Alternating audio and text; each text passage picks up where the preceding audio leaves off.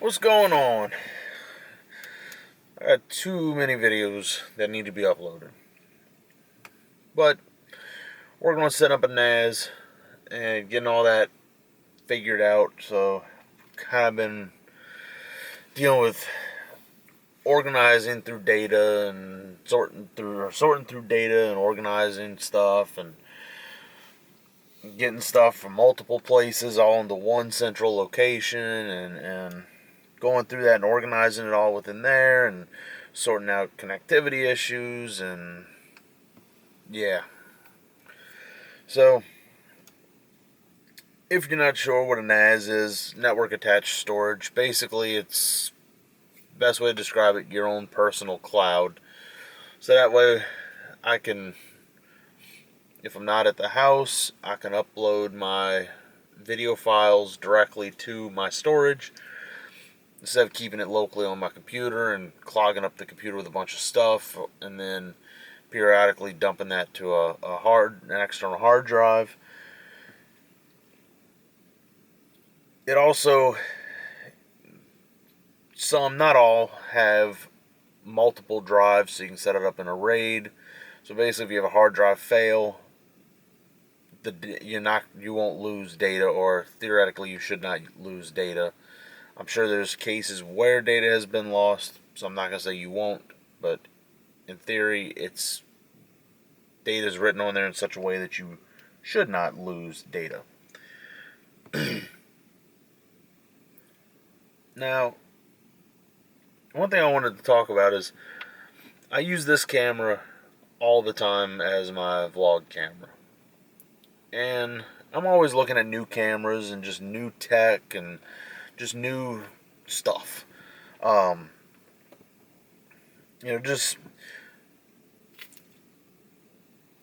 not to go out and, buy every new gadget that comes out, obviously. I mean, um, but there's something to be said about this camera that when you look at other cameras, like I really like my Fuji X100F. There's something about it, just the rangefinder appeal of it, or design of it, the images. I just really enjoy shooting with that camera, and applying that enjoyment of that camera, I was looking at the Fuji XF10, FX10. It's gonna bother me not knowing which model number it is.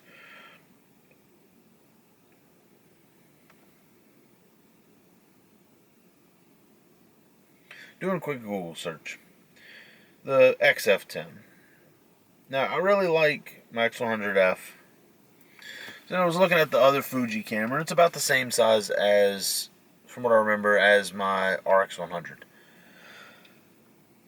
Only problem is no optical viewfinder, and the screen doesn't move. And I don't believe you get Acros or Acros. That film simulation, which is the film simulation that my X100F stays on. I enjoy shooting black and white, which is why my vlogs are recorded in black and white. I just like black and white. To me, it's just it's a fun way to shoot. I've seen a few other YouTube people that do their vlogs and do their videos in black and white and shoot black and white, and I do plenty of work in color, but for a lot of, and that's also why I shoot raw on the cameras. But going back to what I was saying, there's something to be said for a camera or a piece of tech when you compare that, or you compare other devices to that, and it still pretty much is holding its own. I don't see anything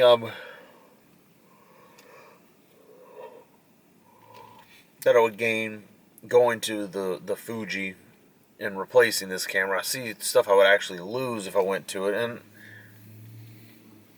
really, it's if I didn't have this camera, I would consider that. But really, with this camera, what I enjoy about it is it does have that articulating screen, even though it just goes up and folds down, and it doesn't articulate as much as the newer models. But it does work it well if you want to flip the screen up and look at the camera, and it'll still fit in your hand properly or comfortably.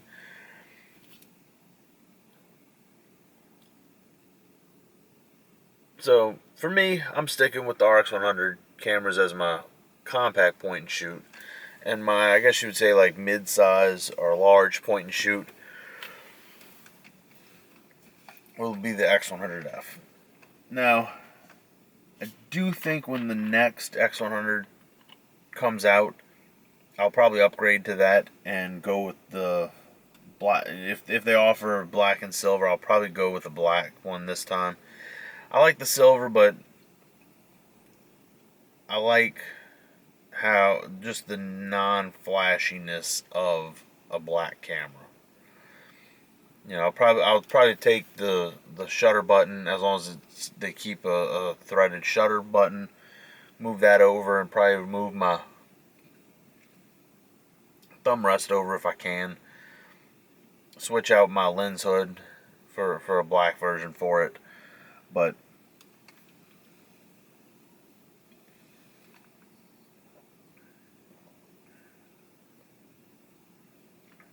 I think that's my plan.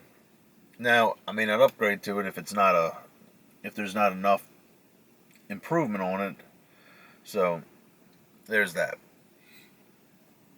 But there's one thing I always do, or I try to do, when looking at new tech or new stuff, is how does it compare to what I currently have?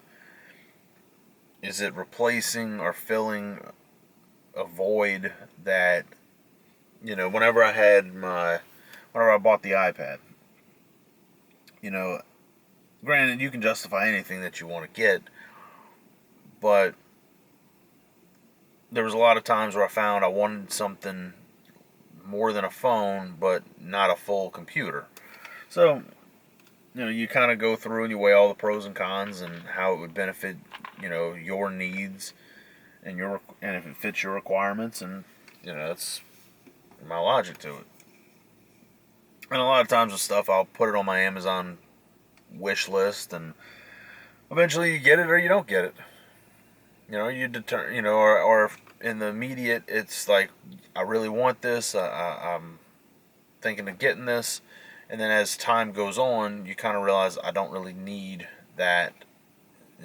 I'd be getting it for the cool factor or for fun, but it's not really, I don't have any huge benefit of getting it. So anyway, I guess in closing, curious to see what you all use as your measure for should you get it, should you not get it. How do you, if you're looking at a new, camera, a new phone, obviously sometimes when you're replacing a device, from damage, it is what it is. But if you're just, looking at, upgrading, how do you compare everything?